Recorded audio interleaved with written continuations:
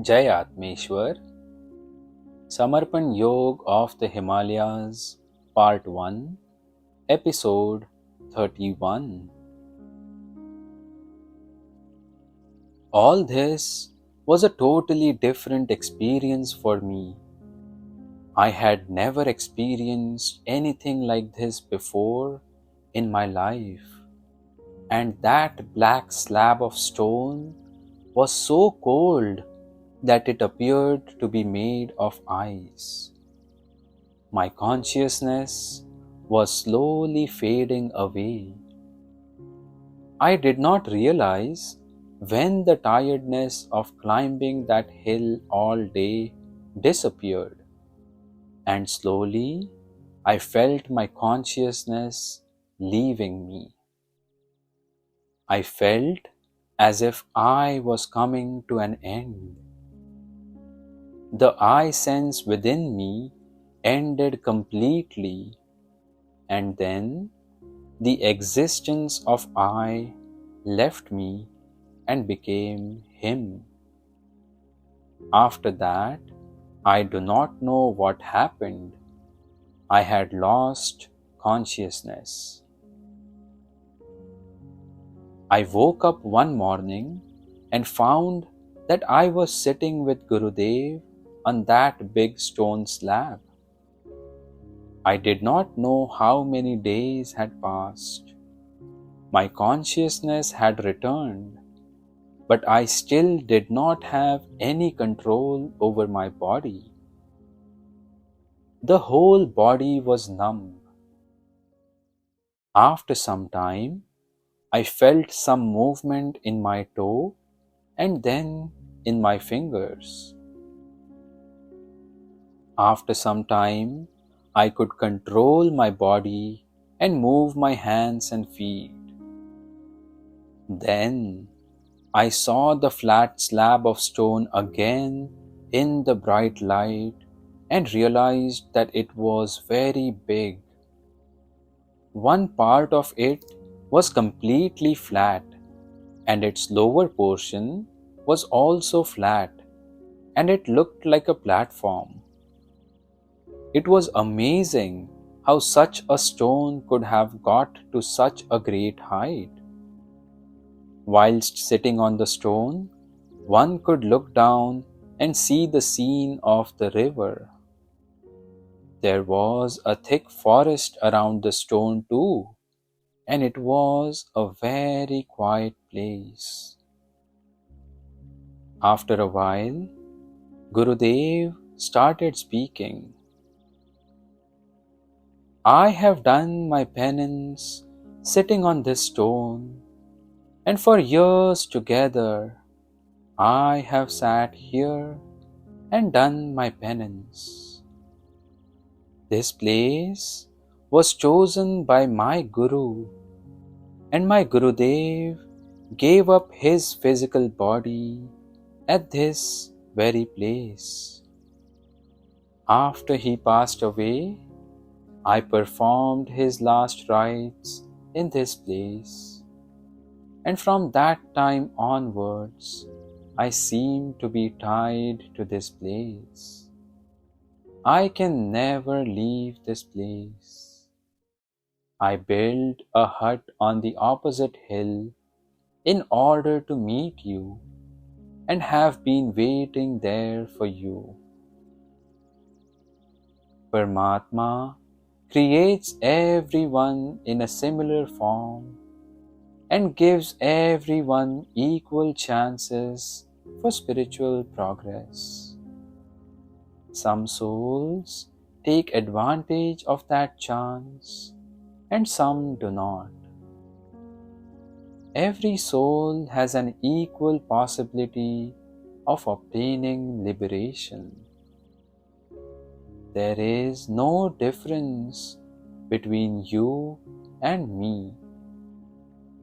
Paramatma has created both similarly. No soul is superior or inferior.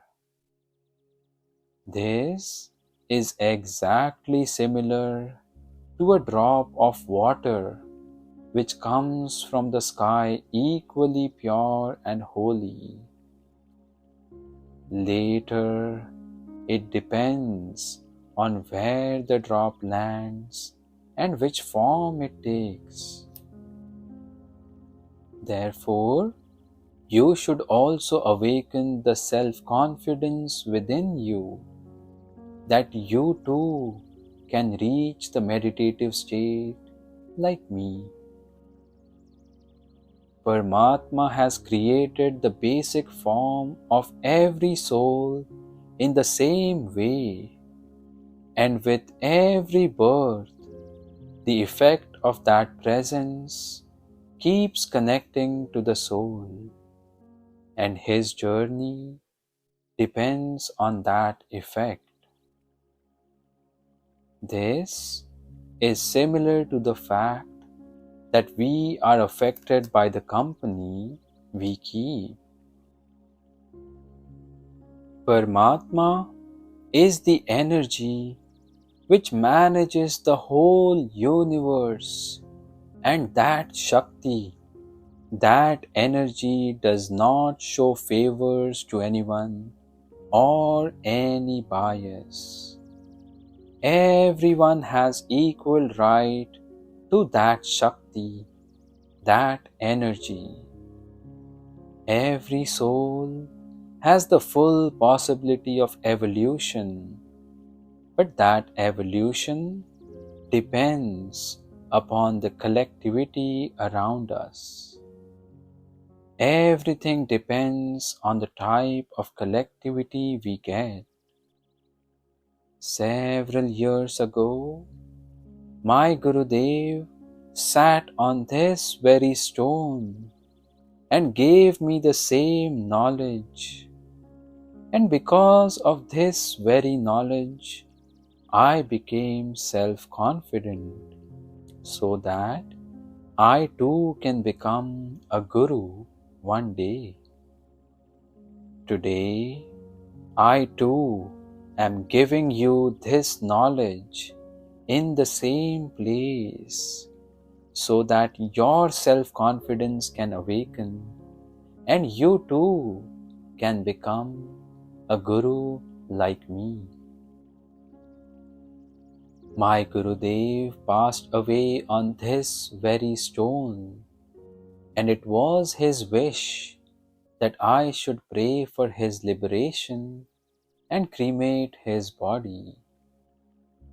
According to his wishes, I prayed for him and then cremated him. I too wish that when I give up my body, my cremation should take place on this stone, and that you should pray for me and cremate me. The Guru element is a Shakti, an energy that keeps on flowing in the universe in a positive form.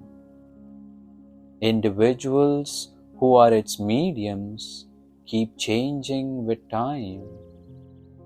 The Guru element never dies. It always remains alive in the form of its disciples. What dies is the body. Then why should one get attached to a body which dies? When my Gurudev passed away, the flow of that Guru element remained alive in the present, in my form. And tomorrow, when I pass away, that Guru element will remain alive in your form. Oh my dear, this universe will continue to exist only as long as the Guru element is alive, because it is the Guru element which maintains a positive balance in the whole universe. The Guru element is a good collectivity of positive energies, and the medium of the Guru element is the Sadguru's body.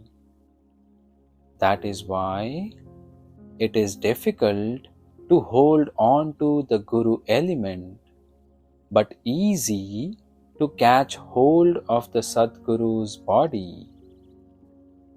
By the term to catch hold of Sadguru's body, I don't mean actually catching hold of his physical body. I interpret it as catching hold of the aura that is formed around him. This is also possible through the chanting of his name. Even if we chant the Sadguru's name, we can get the collectivity of his energies of the Guru element. The Sadguru does not have any identity of his own. He gives up his identity, and that is why he becomes a medium of the Guru element. Guru element, that is Guru Tattva, is the flow of collective positive energies.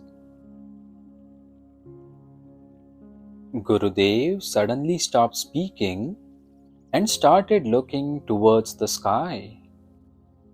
I could not understand what he was looking at. I was looking at the immensity of that stone slab. Who could have brought such an immense stone to the peak of this hill? Because this stone did not appear to have originated on this hill. This stone was like a throne, and one could sit leaning against a part of it. The stones around us on this hill were light red in color. Only this stone was of a deep black color. Thus, it was definitely not from this hill. So where had such an immense stone come from? And how was it carried up to such a great height? Everything seemed to be beyond my imagination. And this peak was at such a height that it had taken us a whole day to climb up to it. So how could anyone have climbed up carrying that stone? This stone was the size of 10 elephants, and the hills around us did not have any similar black stones anywhere. Yes, there were black colored stones in the river, but they were very small. I thought about all possibilities, but for a long time I could not understand how such a large stone could be placed on such a high peak. My Gurudev understood my confusion and said,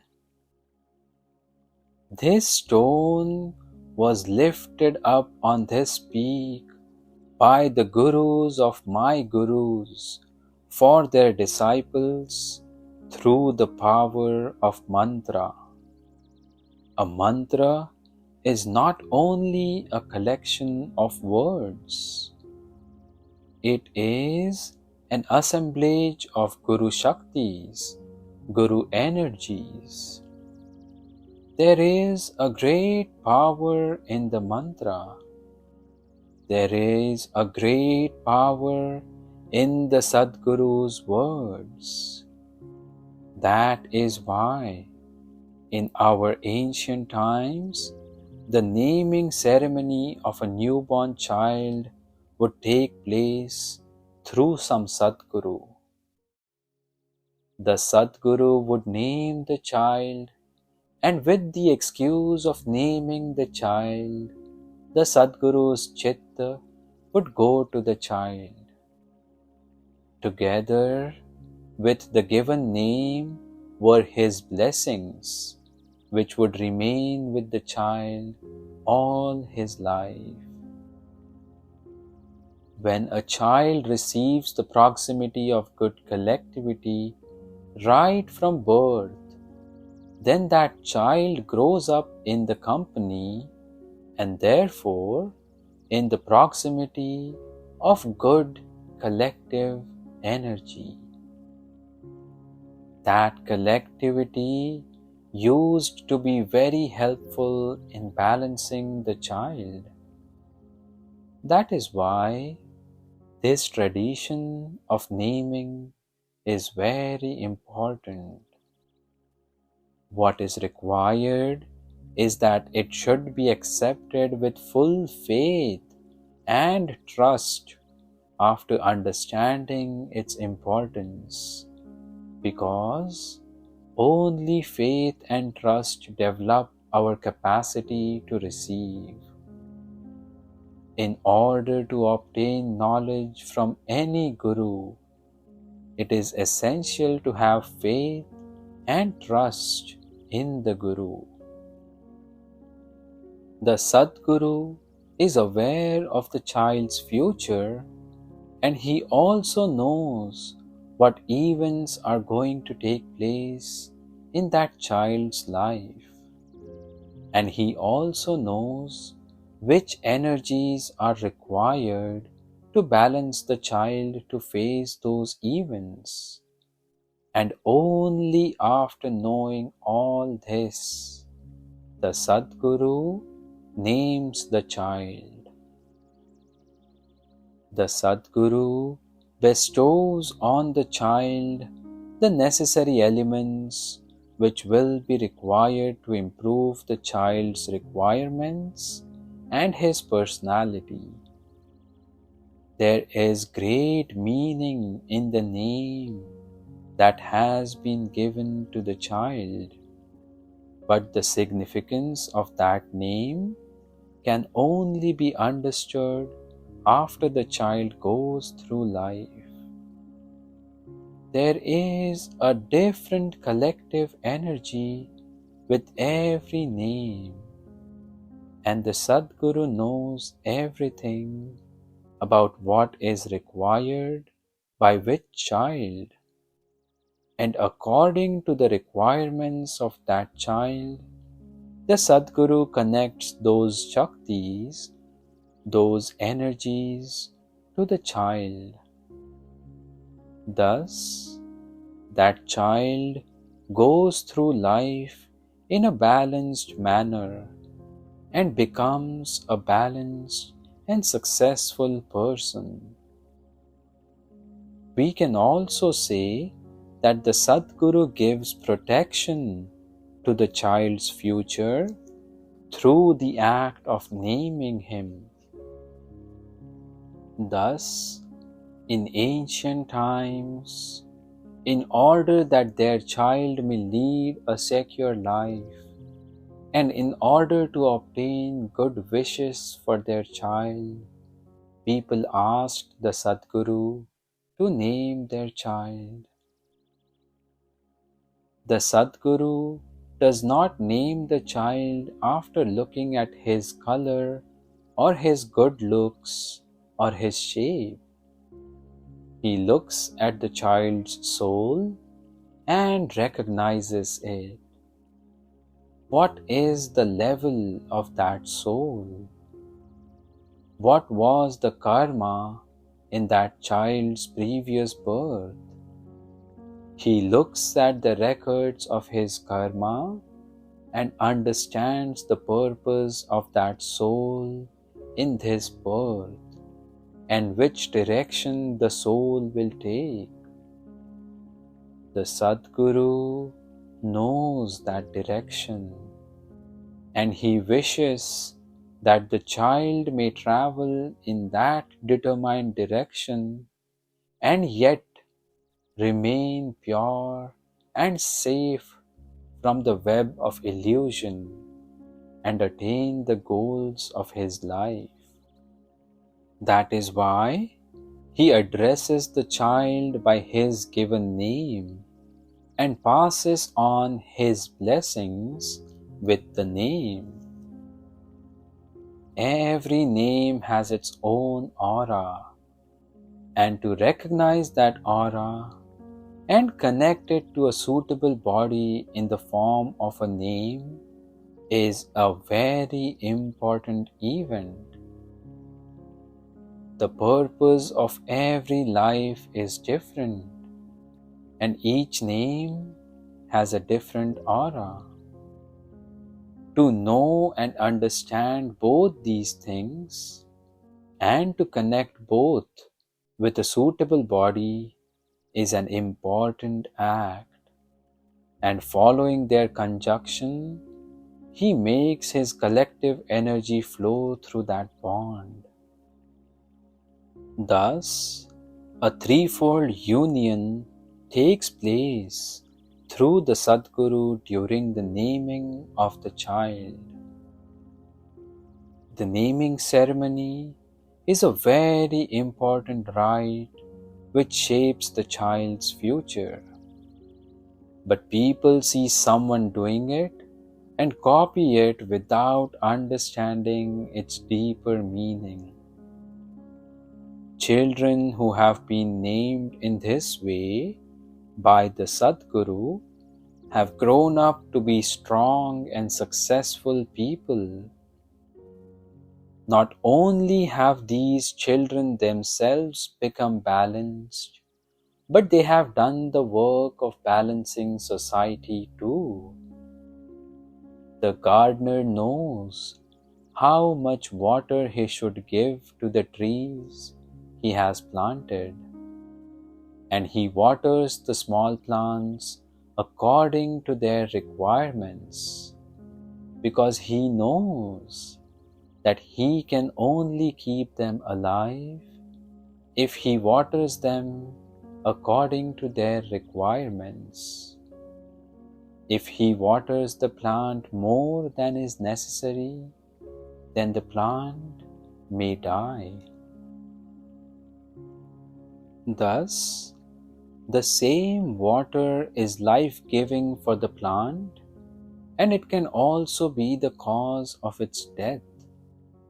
That is why only the gardener knows about the amount of water required by the tree.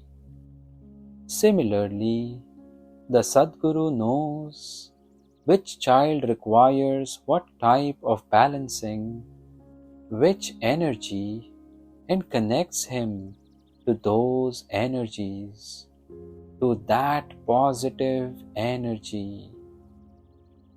The Sadguru also knows about the child's future only after he contacts the universal energy and then bestows the name on him accordingly.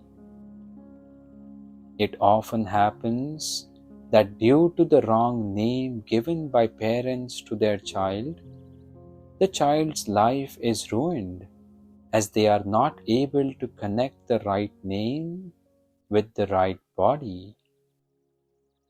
What happens is that by giving the wrong name, the wrong aura gets connected to the child, and as a result of the wrong aura, a wrong influence is created, and the child may have to suffer the damaging consequences in his life.